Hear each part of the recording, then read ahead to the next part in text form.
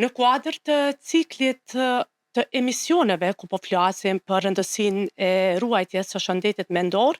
në episodin e sotme do të flasim për një temë goxha të rëndësishme, siç është burnouti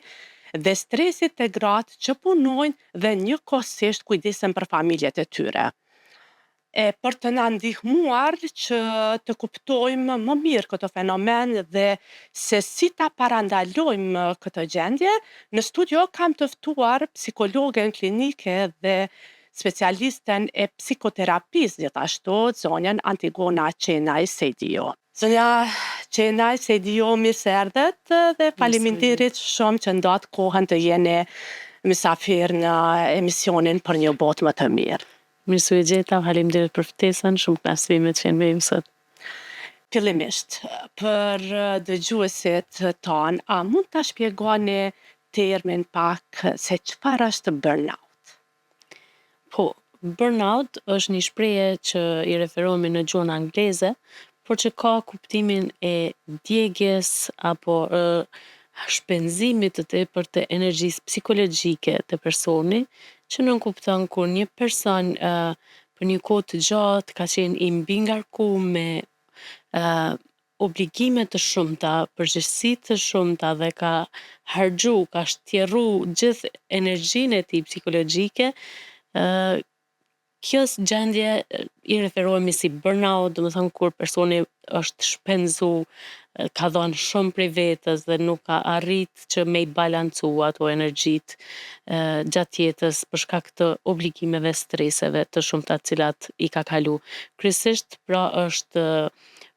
rezultat i ballafaqimit me stresin për një kohë të gjatë dhe mungesa e menaxhimit të mirë të stresit.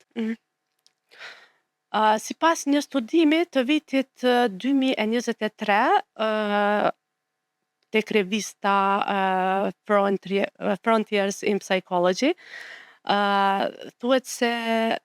pikërisht këtë që juve thatë, se gratë që punojnë dhe harxojnë shumë energji duke punuar me orar të plotë në punën që bëjnë, pastaj duke u marrë edhe me turnin e dytë, siç thuhet, me punët e shtëpisë dhe kujdesin ndaj familjeve, janë më të prira që të preken nga kjo gjendje. Por e nderuar, cilat janë shenjat paralajmëruese që na bëjnë të kuptojmë se jemi duke u ballafaquar me një burnout? Po, gruaja e cila po ballafaqohet me një situatë stresit të tepërt dhe ka fillu me përjetu edhe sindromën burnout, kryesisht ndjen lodhje, nervozizëm, të cilin mundet me shpreh edhe te fëmijët, edhe në mesin e kolegëve gjatë punës. Do thonë nëse po flasim për një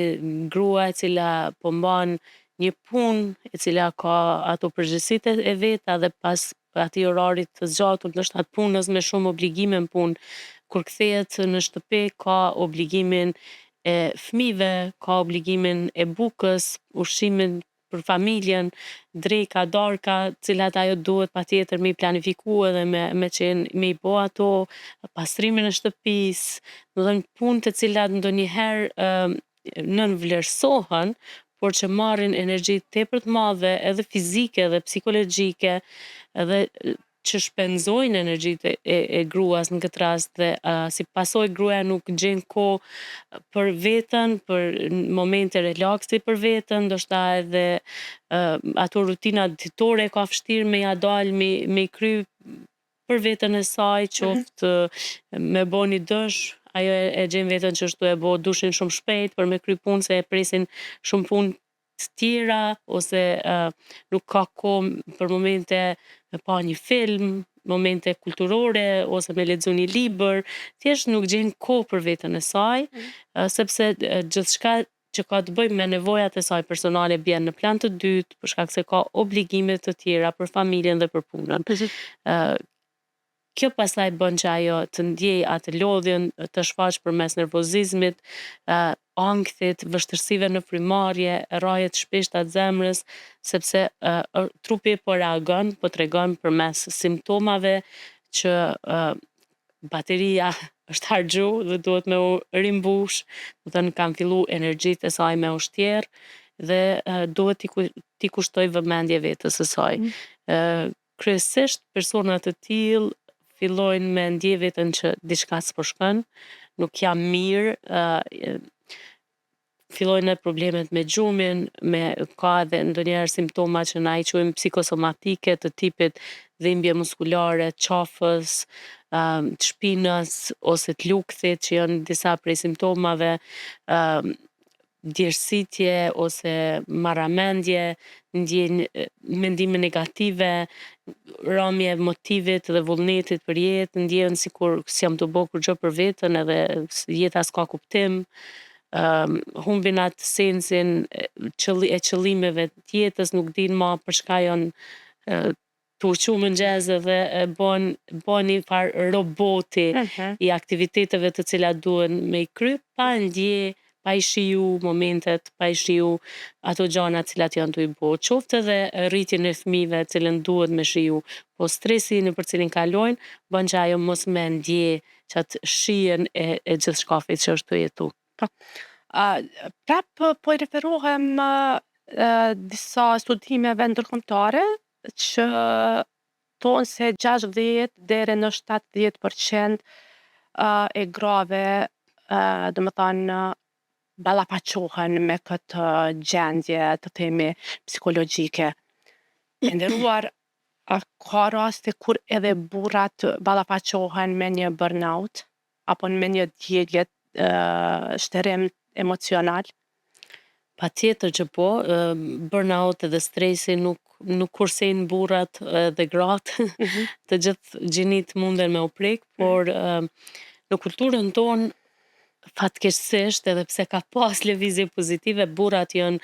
më pak të përfshim në punët e shtëpisë edhe në obligimet tjera sa i përket kujdesit për familjen edhe për shtëpinë. Ata më shumë kujdesen ndoshta në kuptimin financiar, por më pak janë të përfshim, edhe pse po them që gjeneratat e reja më vjen mirë që janë më aktiv sepse kemi gra shumë të zonjat në karrierë dhe burra shumë zot në karrierë, po që ata kanë kriju bashkë një familje dhe atë zotësinë e tyre që mbështesin njëri tjetrin në karrierë duhet njëjta me bo edhe në shtëpi, me u kujdes për njëri tjetrin edhe në shtëpi, sepse edhe familja është pronë të dy palëve, është diçka që kanë kriju bashkë dhe duhet me ndihmu njëri tjetrin në gjithçka që ata bojnë. Kjo është çka duhet, por në praktik ndonjëherë nuk funksionon kështu. Shohim që gratë kryesisht marrin ato përgjegjësitë e obligimeve në familje dhe gjithmonë thuhet apo të ndihmon burri ose burri thot unë i ndihmoj gruas dhe akoma nuk konsiderohen si punë tonat, po punë tua dhe unë po të ndihmoj ty. Do të thonë në përgjithësia i mbetet gruas deshtëm apo s'deshtëm. Kështu që nëse kemi burra që përfshihen, se ka raste kur kryesisht rastet kur nga ky sindromi burnout që po flasim na mundem u prek edhe burrat janë kur për arsye të ndryshme burrave ju ka ngel ndoshta bara bara e gruas. kujdesit familjes, do të thonë janë të e zaventsu gruan në thojza në shtëpi dhe pastaj ata munden me ndjej këtë burnout. Po përndryshe kryesisht janë gratë ato që marrin ato përgjegjësitë e punëve të shtëpisë dhe kujdesit për familjen. Po edhe ballafaqohen me këtë sindrom. Ndoshta është duna me e thonë, janë disa gjëra ku femnat kanë një ndjeshmëri më të madhe se sa burrat, ndoshta për shkak se historikisht janë marrë me ato punë dhe ajo shprehia për mi bo ma mirë dhe ma letë është zhvillu në tër vite dhe sikur e kemi zotru ato. Por kjo nuk do me thënë që burrat nuk janë shkath me i bo punë të shtëpisë, thjesht ndoshta nuk janë marrë me ato çështje dhe ata na herë ndjejnë veten sikur nuk dinë me i bo. Mirë është me i motivu ka pak edhe ata se nuk ka kurgjë që s'mujnë me mësu. Si ti motivoj muj e nderuar Antigon? Cili do t'ishte një motiv që do më thonë edhe ata të thonë, aha, ngadalë se edhe unë mund ta kryej këtë punë pa u ankuar. Nuk është aq e lehtë. M'duket e kam përshtypjen që na gratë vetë e kemi të vështirë me heq dorë prej punëve, prej obligimeve të familjes. Okej. Më duket, e kam përshtypjen sikur na ndihemi që janë punë tona ato, Mhm. edhe kur ata aktivizohen,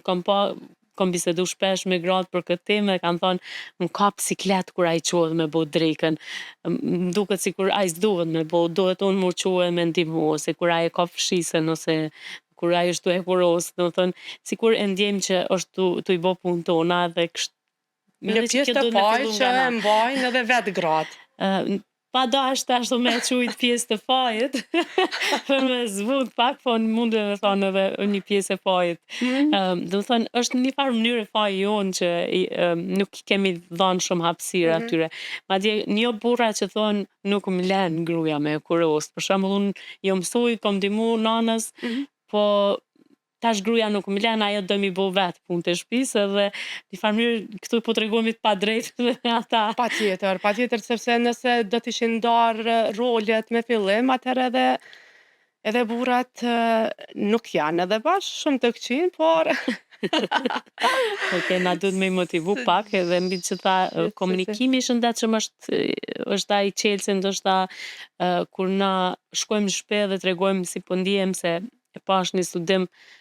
kur ishim te studimit tha mhm, ka shumë rëndësi mënyra se si komunikoni me partnerin. Nëse ti i thu ti kurr nuk po e bën këtë ose nuk po e bën atë, mhm, truri jon këtë fjalinë e parë ti kurr ka me akseptu në fillim edhe gjysmën tjetër fjalisë ma nuk ka me ndëgju fare. Domethënë po, sepse ju kemi drejtu me një akuzë edhe mhm, automatikisht janë mekanizmat mbrojtës që aktivizohen aty dhe kur kemi tendencën kur neve na akuzojnë mos me qenë të kënaqur edhe nga pak kënaqësia mandej nuk e ndëgjojmë pjesën tjetër të muhabetit. mhm. Kështu që këshillohet që gjithmonë me fillu po ndjehem e lodhur dhe kish me qenë mirë nëse kishe bo këtë punë, ose a mundesh me e bo për mu, Po. një farë mënyrë me i marrë me të mirë, me qenë të Po. sjallshëm edhe me pas një komunikim të mirë për me rrit atë motivin të Po, buka. patjetër. Kur jemi tek studimet në vendin tonë, në pranë Republikën e Kosovës, a bëhen matje të tilla, a bëhen studime në fushën e psikologjisë, tani të flasim në përgjithësi, por pa e anashkaluar edhe këtë temën tonë sot që po e trajtojmë. Me të thënë të drejtën, unë kam pa që kemi mungesë të punimeve shkencore dhe matjeve, hulumtimeve të ndryshme për çështje shumëta psikologjike që kishim mujt me hulumtu në Kosovë. Natyrisht, jo gjithkush mundet me bo hulumtime, hulumtimi kërkon kohë, kërkon ekip, kërkon financa, dhe studentët, për shembull në UP, zakonisht aty mësohen shumë se si me i bo këto hulumtimet. Fakulteti i psikologjisë e ka goxha të përforcume këtë pjesën e hulumtimeve, kisha me thonë sepse secili student në secilin lanë, secilin provim që ka me hy, ka me pas një punim shkencor. E vërtet është. Kjo është sa i përket fakultetit psikologjisë, se mendoj na duhet mi thonë edhe gjanat e mira që janë, mos mi theksu veç ato negativet, Mhm. por ndoshta pas përfundimit studimeve gjithçka përfundon që aty sa i përket hulumtimeve dhe kemi pak ekipe hulumtuese që kanë një qendër specializume që merren veç me pjesën e hulumtimit dhe janë specializuar për ato, kemi mungesë të kësaj dhe nëse dojmë me gjetë hulumtime të ndryshme të cilat janë bo në Kosovë për kulturën tonë, e kemi shumë të vështirë. Se unë jam psikolog klinik edhe më duhet me gjetë një referencë për mentalitetin ose për kulturën në Kosovë, diçka cilës kisha me ju referu qoftë edhe për një emision të tillë, e kam vështirë se nuk kam Nuk hulumtime ku ka. muna me gjetë ato. Mhm. Po, a ka gra të interesuara që kërkojnë ndihmë profesionale, sepse me këtë shpejtësinë marramendse që po jetojmë, definitivisht secila nga ne munden me u ballafaqu me një gjendje të tillë. Por sa janë të edukuara, apo e them drejt këtë fjalë të edukuara, apo të mësuara që të kërkojnë ndihmën profesionale? Me thënë të drejtën është rrit numri i njerëzve që po flasin për shëndetin mendor, është rrit numri i rasteve që po kërkojnë ndihmë për shëndetin mendor, fatmirësisht dhe edhe pse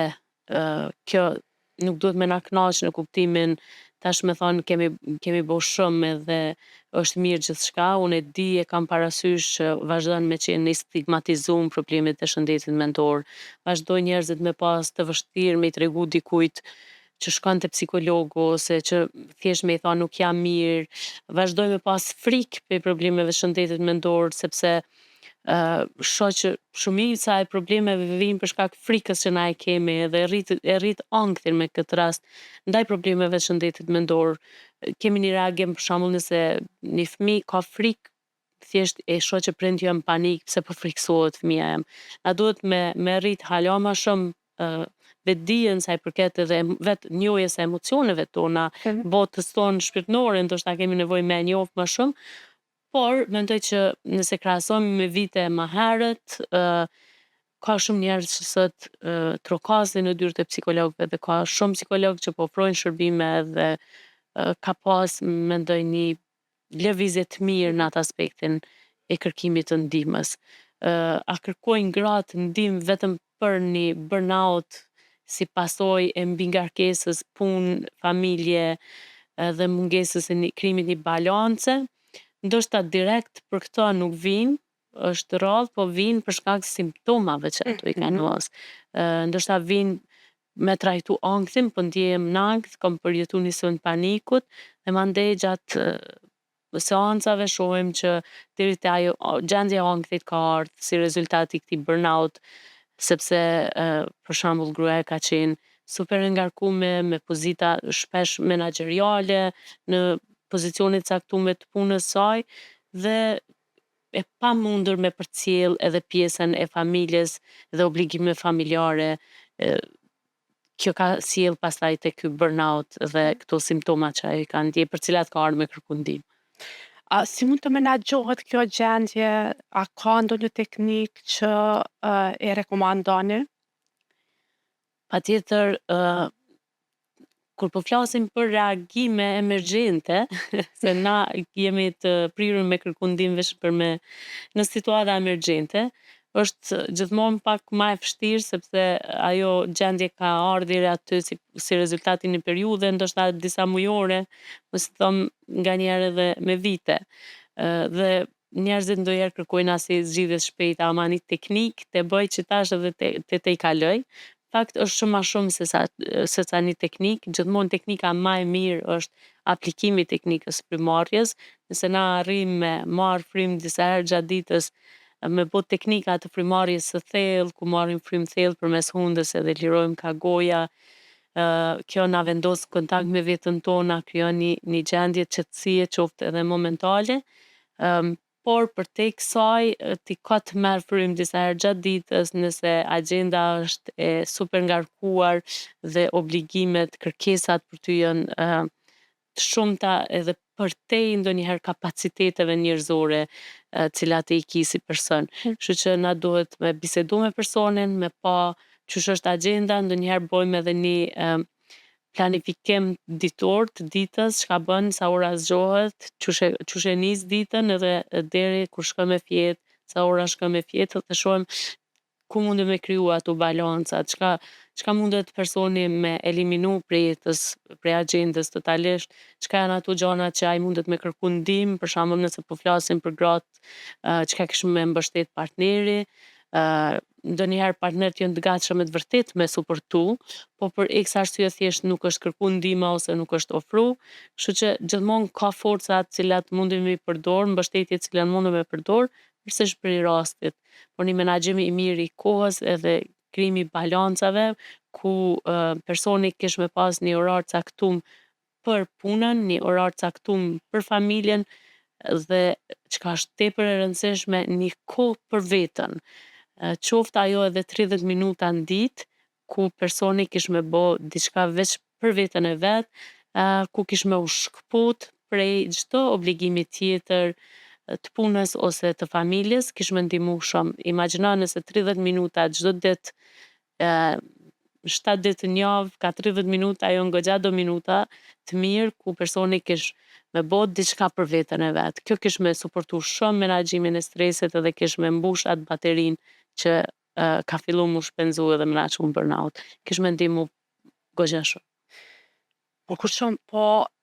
përmendet pak më herët se gratë që janë duke përjetuar një burnout janë nervoze, shprehen domethënë ndoshta me emocione, s'janë Ma racionale, ekspresive. më ekspresive, gjitha këto, po na thuani ju lutem se për të gjitha ato që ndoshta janë duke përjetuar një moment të tillë, ë cili është efikasiteti pastaj i marrëdhënieve të tyre, qoftë në jetën familjare dhe në atë pastaj profesionale?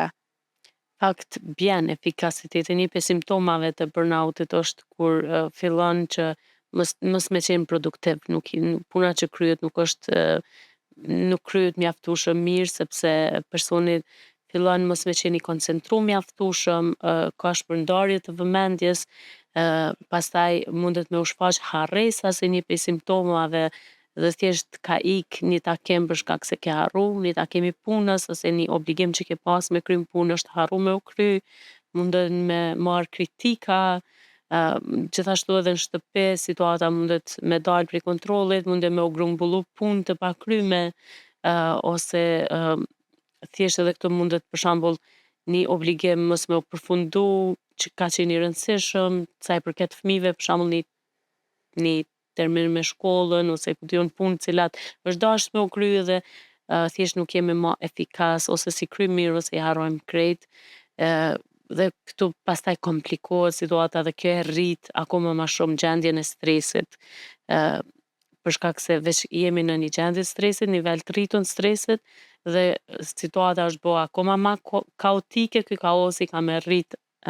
edhe njëherë e dyfishon atë nivelin e stresit dhe këtu pastaj komplikohet e shkojmë deri te burnout, ku personi thjesht dorëzohet, ndihet i vetmuar, ndihet se kur askush s'po e kupton, ndihet që s'mundet ma, nuk ka ma çka me dhonë, nuk di edhe këtu fillojnë ato mendimet negative,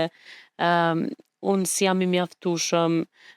çka kam, pse jam n'këtë gjendje, ndonjëherë njerëzit harrojnë që janë tu bo shumë, ndërkohë që i kanë vendos vetes shumë kërkesa, cilat nuk munden me i arrit dhe fillojnë e kritikojnë veten pse nuk munden me i arrit. Këto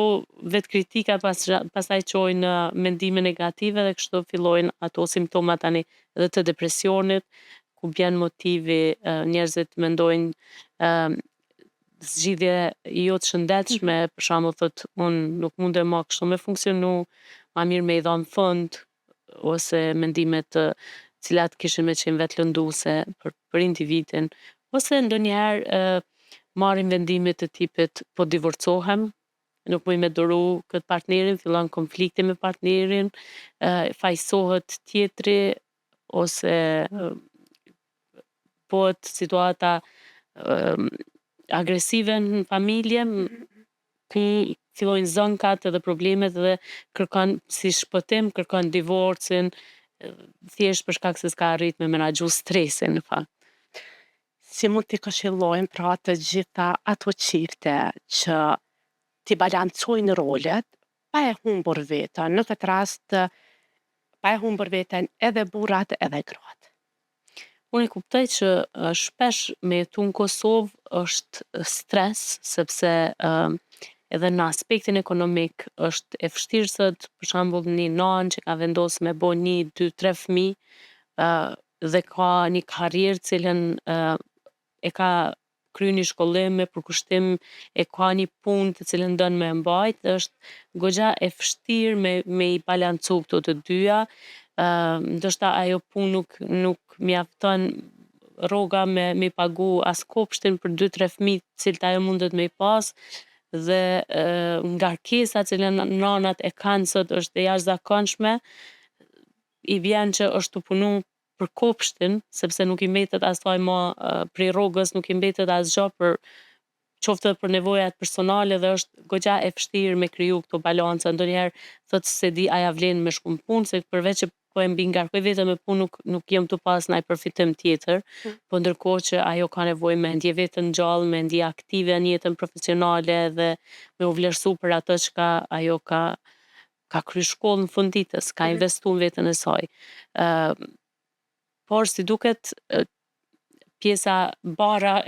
ekonomike dhe krejt mandej sikur po e merr gruaja në këtë rast. Indirekt po përjashtohet bashorti. Ndoshta përfshirja e të dy partnerëve të fillu prej përgjegjësive ekonomike, të fillu prej përgjegjësive të kujdesit fëmijëve, të kujdesit shtëpisë, kur ata i bojnë bashkë gjitha, unë e kam të qartë që dikush diçka din me bo ma mirë se sa tjetri dhe s'kemi nevojë me shti faktorin gjinor në këtë rast, se shoh që ndonjëherë tentohet përmes qoftë feminizmit me u zgjidh kjo problematik, mendoj që najherë din me kriju përçarje mes çiftit, ideja që këto punë të burrave, punë të grave, kur po vendoset theksi te aspekti gjinor, po krijon një përçarje mes çifteve. Unë s'mendoj që duhemi me i da punët e burrave dhe të grave, po mendoj që mes partnerëve duhet me ekzistu një marrëdhënie e tillë që nëse unë di me bo këtë punë ma mirë, e bëj unë, dhe nëse ti din me bo këtë punë ma mirë, e bën ti. Unë marr shembull shpesh veten, them unë përgatis ushqimin për familjen time se burri, partneri nuk din me përgatit ushqimin. Dhe unë e bëj këtë punë pa e pasa ndjenjen që unë jam femën pse unë duhet gjithmonë me gatu. Në anën tjetër, unë nuk di shumë me u marrë me veturën, unë kam një veturë cilën sa herë ka nevojë me kry sigurimin e saj ose me çu te mjeshtri me u kujdes për aspektin teknik të saj, thjesht merret partneri jam me atë pjesë edhe unë jam në rregull. Edhe e them si me humor, po unë po e bëj bukën, ai po ma ndrej shkerrin. Po.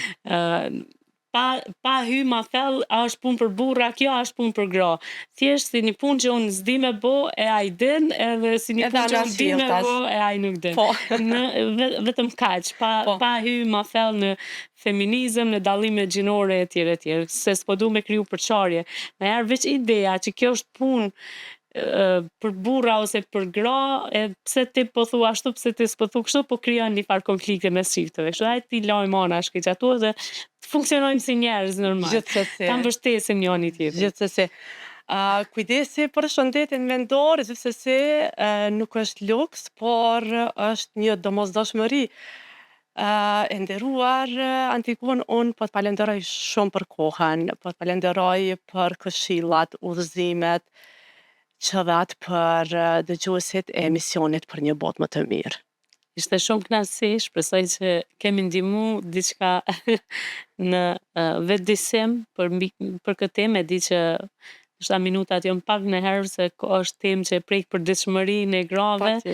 por që besoj disa këshilla i kemi dhënë dhe uroj që gratë të arrijnë me i balancu jetën personale edhe të punës, nuk dyshoj në aftësitë e tyne, e di që kam forcë edhe mu i mja dal, dhe i përgëzoj për krejt ato që ka gruaja shqiptare sot është u bo për familjen, në të njëjtën kohë që e ka edhe presionin për arritjet e vet në karrierën e saj. Domethënë edhe familja edhe karriera janë arritje për individin, kështu që i përgëzoj ato që janë të bo në të dy aspektet pa lënë keq asnjënin. Patjetër. Por mos ta harroj veten, se mbi gjitha jemi na ma të rëndësishëm se sa gjithçka tjetër.